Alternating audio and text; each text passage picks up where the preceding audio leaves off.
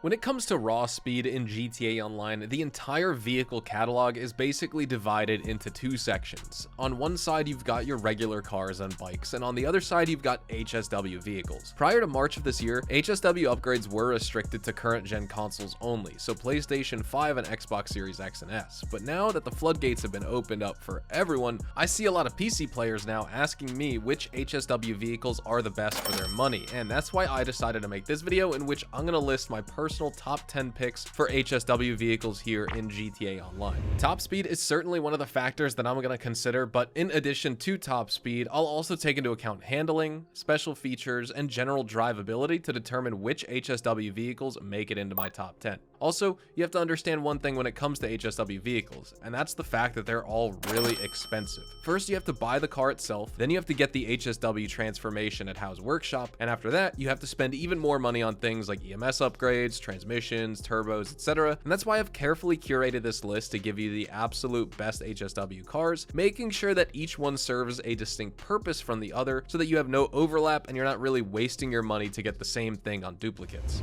The first vehicle on this list here today is the fastest off-roader in the entire game, and it's the Maibatsu Monstrosity with an insane top speed of 135.7 miles an hour. Thanks to the magic of HSW, this SUV is somehow faster than some supercars like the overflawed Xeno or Benefactor Krieger even. Plus, I think it's a really cool looking off-road four-wheeler with its squarish compact body shape and chunky off-road tires. You're gonna get that nice old school rugged vibe here, especially with the bull bars and the snorkel. And a lot of new players among you may not know this, but the Monstrosity can be modified with a Monty Tech as well, so it can actually fit a missile lock-on jammer. The rear is also bulletproof if you replace the windows with plates that block any incoming small arms fire. And the front windows, while not bulletproof, they do have bullet-resistant glass properties, so the Monstrosity can tank up to 15 rounds of rifle shots before the windows crack and shatter. And the funny thing is, just like the Kuruma, your bullets can phase right through the rear metal panel while enemy bullets are blocked from entering. It handles pretty well for an off-roader too. It can tank up to 3 homing missiles before exploding, so it's surprisingly underrated for free roam PvP. And if you're climbing Mount Chiliad or just doing general PvE stuff, there are a few cars better than the Monstrosity, but despite its top speed and better than average handling, it's not really going to be my choice for racing or time trials, of course. Not because it's bad at circuit racing. In fact, it's actually quite the opposite. The Monstrosity is ranked 11th out of all 25 HSW vehicles when it comes to lap times, according to the test performed by Bruffy1322. However, if racing and going really fast around the map is what you want to do, there's a much better vehicle here. That vehicle is none other than the Ubermacht Naobi. And if someone asked me to recommend the perfect all-around car, a car that hits the perfect balance between traction, braking, steering response, acceleration, and top speed, I'd tell them to buy the Naobi without any hesitation. It's third overall for top speed in the game, falling just short of the 160 mile per hour barrier, but more importantly, it laps almost as fast as a BR8, which makes it almost as fast as a bona fide F1 car. In Bruffy's circuit race, the Naobi clocked in at 55.38 seconds, while the BR8, with of course its super superior grip, was only just a little bit faster at 54.55 seconds. But here's the thing, the BR8 costs $3.4 million,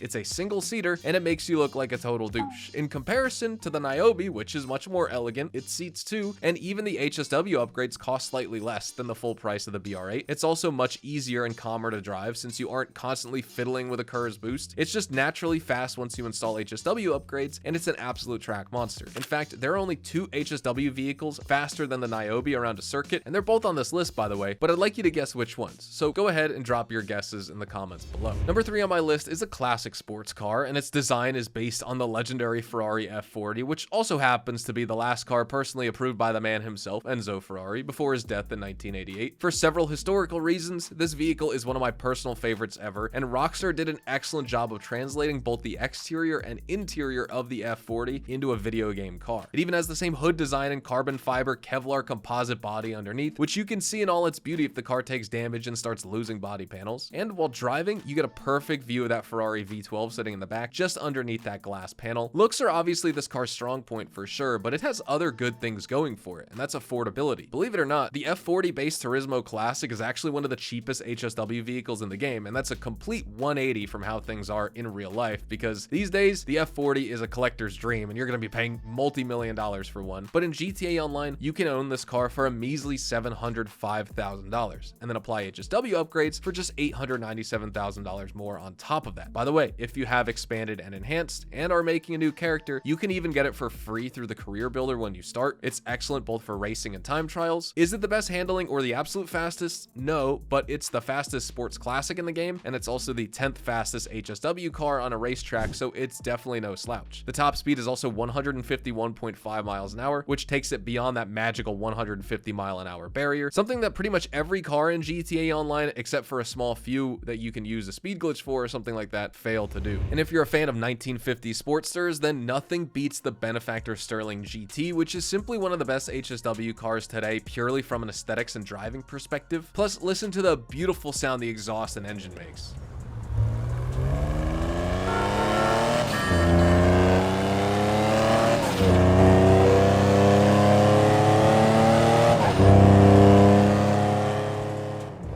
Isn't that amazing? And that's not all. The Stirling is also the 8th fastest HSW car with a staggering top speed of 156.2 miles an hour, which is pretty insane considering this thing probably has zero driving aids like traction control or ADS, and if you crash, you're probably going to end up with a steering column buried in your lungs. But hey, it's a video game car, and as far as video game cars go, few are cooler or better sounding than the Stirling GT, so it definitely makes it onto my list here for that reason alone. And just like the Turismo Classic, it's also one of the most affordable HSW vehicles, so you can't go wrong with this one. The Vigero ZX is the fastest HSW muscle car, both in terms of top speed and lap times, and that makes sense when you realize it's based on a Camaro ZL1, essentially a Camaro with a track package that increases your downforce, stiffens up the suspension, and adds special tires for that extra grip. Mind you, the Vigero ZX is still a handful around corners if you aren't paying attention and just jam it through a turn full throttle. Things are a little bit more manageable on controller, but if you're on PC, you have to know when to let off the gas or else you'll spin away most of that power on the starting line, but also in the turns as well. The brakes are really good, acceleration's on point, the speed maxes out at 158 miles an hour, making this the 5th fastest HSW vehicle behind the Naobi, Tampa GT, Stinger TT, and Banshee GTS. Then you have the Bravado Buffalo EVX, which is an electric muscle car, and that's something I don't really like at all, and especially when I first bought this thing I didn't like it, but over the years it's kind of grown on me in this game with its overall utility and sheer speed once you apply those HSW upgrades, despite me not liking this vehicle in real life. Is the EVX one of the faster HSW vehicles? No, in fact it actually ranks at the bottom half with a top speed of just 144.7 miles an hour, but that's still much faster than regular sports cars and supercars like the Obey 10F wide body and Progen Italy GTB Custom and more. And despite its complete lack of an engine sound, I'm really starting to come around to the looks of this thing, especially when you upgrade it with some good customization options. You can kind of mix classic and modern styling elements, and again, I don't like this thing in real life, but I kind of do like it in this game. And the thing that makes it worth your hard-earned money here is the fact that the EVX is possibly one of the best armored cars in GTA Online, simply due to the fact that it can tank up to 12 RPGs and 12 homing missiles once you install those Amani Tech upgrades. That's right, it is one of the exceedingly rare vehicles in the game that's both HSW as well as Amani Tech upgrades. And while most vehicles tank fewer RPGs than they do homing missiles, owing to the fact that RPGs actually do more explosive damage compared to homing missiles, the EVX can tank an equal amount of both. And that's if you somehow manage to get past the missile lock on jammer. Plus, it has bullet resistant windows to boot as well, so you've got the full VIP protection package here, perfect for dealing with free roam griefers. The EVX is the perfect step up from something like the Duke of Death, for example, or even the armored Kuruma. Once you get some extra cash in your bank, and if you can afford one, definitely buy it here. It's really good. The Banshee GTS also gets a really strong recommendation from me, not because it comes with any special features like bullet resistant windows or countermeasures, but because it's simply the fastest land vehicle in the game with a top speed of 172.5 miles an hour. In fact, it's the only vehicle to break past that mythical 170 mile an hour barrier in GTA Online, which is the equivalent of 250 miles an hour in basically every other game. In terms of overall handling, the GTS is very slippery once you get past 150 miles an hour, but I'd say it still handles better than something like the Tampa GT or even the Stinger TT, which has the tendency to oversteer at times as well. Honestly, it still doesn't hold a candle to track monsters though, like the Naobi. And now let's talk about that Grotti Stinger TT, which I feel is still a bit of a handful to drive, and that's due to the fact that it's rear wheel drive and it has strange weight distribution, but I feel it's unjustly criticized for for being too awkward to handle, when in reality it's ranked 8th out of 25 for the fastest HSW vehicles for lap time, and that's in standardized testing done by Bruffy1322, so it's about as fair of a comparison as you can get. In fact, the only HSW cars faster than the Stinger TT around a track are cars like the La Carouse, the Banshee GTS, the Vest 8, the Cyclone 2. Does that make the Stinger TT slow? No, absolutely not. It's actually one of the fastest HSW vehicles by lap time, like I said, and in fact, it's the second fastest HSW vehicle in terms of top speed because it can go over 168 miles an hour, and it was the fastest HSW vehicle in the game just until last December, when it was finally dethroned by that previous Banshee GTS that we talked about that released with the Agents of Sabotage DLC update. However, the Stinger TT does something else that neither the Naobi or the Banshee GTS can, and that's survive in a hostile environment. You know, kind of like the one you counter in every free roam session with a public lobby, because the Stinger TT, just like the Buffalo EVX, comes with support for both Imani Tech armor panels and Imani Tech missile lock-on jammers, and since this isn't an electric car like the EVX, its RPG tolerance is a lot lower at just 4, but it can still tank 12 homing missiles, which is probably the more important number in my opinion, since griefers usually fly around in crutch vehicles like the Oppressor or Deluxo or use homing missiles, and that's what you have to look out for most of the time. Okay, remember when earlier I told you that the Naobi was the third fastest HSW vehicle in the game and asked you to guess number 1 and 2? Well, meet the second fastest HSW vehicle in GTA Online, and also one of the only weaponized vehicles that can be used in missions as well, the Pegasi Weaponized Ignis. This car is completely bulletproof from the back and has bullet resistant windshields, as well as the passenger and driver side are bullet resistant as well, so those can absorb multiple hits before shattering, and the triple barrel minigun on top does the same amount of damage as the roof mounted turret on the weaponized Tampa if you've used that, so it will absolutely shred through vehicles and players. The only downside of the roof mounted gun is its limited traverse angle and elevation, otherwise I'd be picking this thing up over the Tampa every single time. Then there's also the better handling. It's amazing, and that makes the Ignis much faster around the track than even the Naobi, despite being restricted to a rather humble 145 mile an hour top speed in comparison. Plus, it comes with a missile lock-on jammer by default as soon as you purchase the car, so even though you can't install Imani Tech upgrades on this car, it doesn't need any. The only real weakness of the weaponized Ignis is of course its complete lack of any explosive resistance, just like the weaponized Tampa, so one RPG or homing missile and it's bye-bye for anyone inside. And then there's also the astronomical price tag, $4.5 million for this car, and a further $500,000 for the HSW mods, so $5 million in total. If you can stomach that, I think it's well worth the price simply for how versatile it is. You should definitely get the weaponized Ignis because it does things that few other vehicles in this game can. Alright, it's finally time to introduce the fastest HSW vehicle in the game, which laps faster than both the Ignis and Naobi, and it's a bike. Meet the Hakuchou Drag. Basically, a Hayabusa on steroids. This thing cuts through traffic like a scalpel, which means it's the best vehicle in the game for time trials, more so than the Banshee or Naobi, even though those cars have higher top speeds. And it's also faster around a track than any car in the game, even faster than the BR8, thanks to that tight cornering ability as well as insane acceleration. If you can somehow manage to stay on this thing in races or free roam, nobody's going to be able to catch up to you. And thanks to the recent Money Fronts update, it's just become even better because now you can put a missile lock-on jammer on your Hakuchou Drag as well. The bike does cost $976,000, while HSW mods cost $1.45 million, so you're paying nearly $2.5 million for this speed demon, which may seem like a lot, but it's still cheaper than most HSW cars. And if you perform that extremely secret and advanced technique of